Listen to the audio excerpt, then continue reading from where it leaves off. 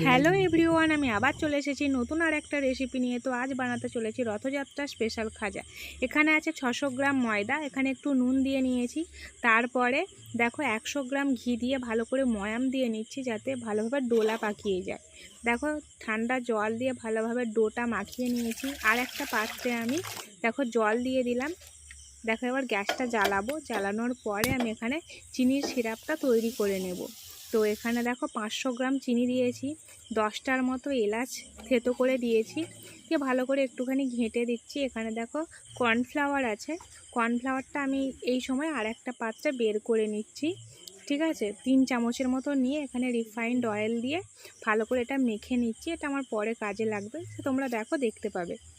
দেখো ভালো করে আমি গুলিয়ে নিয়েছি। তারপরে আর একটা পাত্রে আমি কিছুটা কর্নফ্লাওয়ার বের করে রেখেছি, যাতে এটা আমাকে লিচিগুলো বেলতে সুবিধা হবে, কারণ কর্নফ্লাওয়ারটা এটা দিয়ে বেললে ভালো মুচমুচে হবে।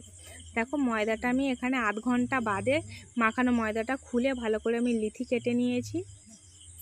আর সেদিকে সিরাপটা হচ্ছে, দেখো ভালো করে গোল গোল করে নিয়েছি। এবার আমি এখানে ভালো করে কর্নফ্লাওয়ারে ডুবিয়ে আমি এবার একটা একটা করে রুটির মতো গোল গোল করে বেলে নেব। দেখো আমি রুটির মতো করে বেলে নিয়েছি। এবার একটা থালায় আমি রেখে দিয়েছি। আমি যে কর্নফ্লাওয়ারটা তেল দিয়ে গুলিয়ে নিয়েছিলাম, সেটা আবার আমি এর উপরে পুরোটা মাখিয়ে দেব। আবার একটা দেখো আমি রুটি বেলে নেবো, দিয়ে তার উপরে আবার একটা চাপিয়ে দেবো, দিয়ে এরকম করে আমি মাখিয়ে দেবো। এই করে করে আমি 4টে রুটি দিয়ে এরকম করে মাখিয়ে নিয়েছি। দিয়ে ভালো করে লম্বা করে ফোল্ড করে রোলের মতো করে কেটে নিয়েছি ছুরি দিয়ে। দিয়ে একটুখানি লম্বা করে বেলে নিয়ে আমি এরকম শেপ দিয়েছি। দেখো দিয়ে আবার গরম কড়ায় তেল গরম, তেলটা বেশি গরম হবে না, একটু হালকা গরম হবে। দিয়ে দেখো আমি এগুলো ছেড়ে দিয়ে লাল লাল করে ভেজে নিয়েছি। বেশ কয়েকটা ভাজা হয়ে গেছে। দেখো কত সুন্দর লেয়ারটা এসেছে কর্নফ্লাওয়ারটা দিয়ে বেলেছি বলে।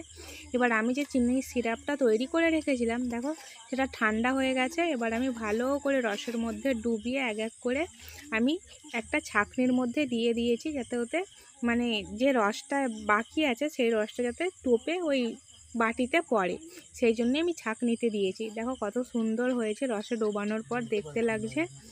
দেখতে পাচ্ছ কত সুন্দর হয়েছে না, খাজাগুলোর লেয়ারটাও ভালো হয়েছে। তোমাদের যদি আমার এই ভিডিওটা ভালো লাগে তাহলে please like, comment, share, subscribe করে দিও।